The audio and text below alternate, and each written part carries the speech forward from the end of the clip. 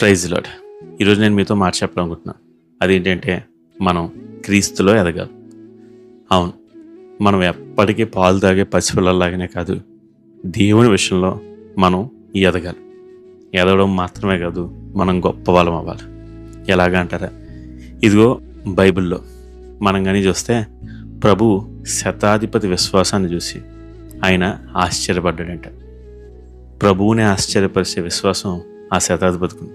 అతను అన్నాడు, ప్రభు నువ్వు వచ్చి నా దాసును ముట్టి స్వస్థపరచగలదే, నువ్వు మాట సెలవివ్వు, నా దాసు స్వస్థపరచబడతాడు. ఇదిగో ప్రభువు మాట సెలవిస్తే ఆ దాసుడు స్వస్థపరచబడ్డాడు. ఎందుకో తెలుసా? ఆ శతాధిపతి అంతగా విశ్వసించాడు. అతని విశ్వాసాన్ని చూసి స్వయాన యేసుక్రీస్తు ప్రభువు కూడా ఆశ్చర్యపడ్డాడండి. అతను తన విశ్వాసంలో గొప్పగా ఎదిగాడు. ఇదిగో అబ్రహాం గురించి కూడా అదే సాక్ష్యం ఇవ్వను. అబ్రహాం విశ్వాసులకు తండ్రి, అతను దేవునికి స్నేహితుడు అనబడ్డాడు. ఎందుకు? అతను బహుగా ఎదిగాడు. మనం బైబిల్లో చూసే ప్రతి విశ్వాసి కూడా విశ్వాసంలో చాలా ఎదిగాడు. వాళ్ళందరూ ఎక్కడ మొదలుపెట్టారు? పసిపిల్లలుగానే మొదలుపెట్టారు. ఇదిగో ఈ మాట మీకు బాగా అర్థం కావాలంటే ఒక చిన్న సాదృశ్యం చెప్తాను. ఒకానొక ఊరికి కొంతమంది పర్యాటకులు వెళ్ళారు. ఆ పర్యాటకుల్లో ఒకానొక వ్యక్తి కాస్త మొరటవాడు. అతను ఏ ప్రశ్న అడిగినా దేన్ని అడిగినా సరే అతను వెళ్ళిన ఆ ప్రదేశాన్ని తక్కువ చేస్తానని మాట్లాడుతున్నాడు.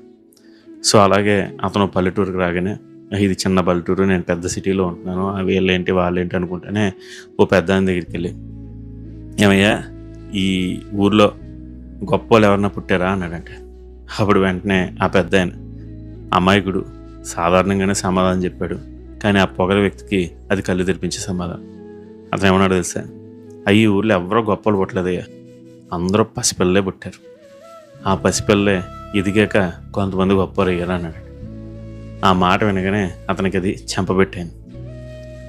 అవును కదా, పుట్టిన ప్రతి ఒక్కరు కూడా పసిపెట్టలే, వాళ్ళు ఎదిగి గొప్పవాళ్ళు అవుతారు. మనం కూడా క్రీస్తులో పుట్టాం, నూతనంగా జన్మించాం. అయితే చాలామంది పసిపెట్టలుగానే ఉండిపోయాం.